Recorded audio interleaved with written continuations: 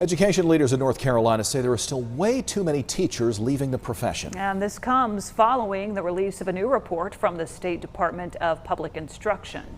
Our Kelly Kendall has been getting the facts by digging into the latest data for us. And Kelly, what does teacher turnover look like in the state of North Carolina?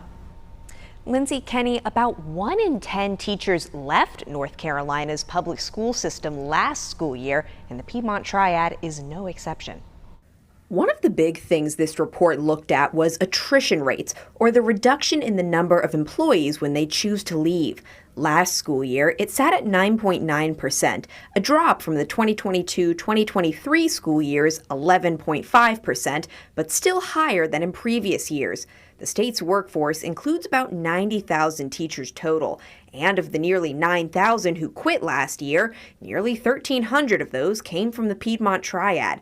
One district experiencing teachers leaving is the Alamance-Burlington school system. Last year, it had about 1,400 teachers working in its schools. About 140 of those, or 9.7%, left the job. It's one of the highest rates of teachers leaving in the Triad, though it's consistent with the state's average. Education wasn't always this hard. Like, it has gotten harder. That's Alamance-Burlington Association of Educators President Robert Alvis. He says low pay, negative views of public education, and stressful working conditions are leading teachers to leave. He adds when they do, it makes it harder for those who stay. So we have a classroom right now just with a long-term substitute, and myself and another teacher in our department are responsible for helping those students still learn what they need to, despite the fact that there's not a full-time teacher in the classroom. I also had to absorb one of his classes, meaning I have a class size of 45 right now in one class.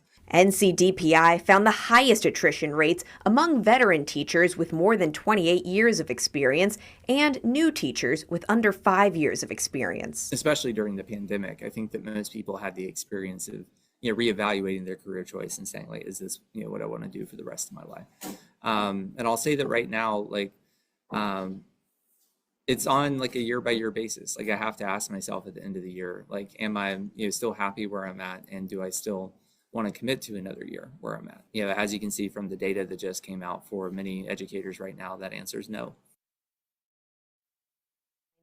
Alvis says he finds less and less of his high schoolers are interested in pursuing a career in education because of financial concerns. He says recruiting and retaining public school teachers will require greater financial and professional support from local, state, and federal leaders.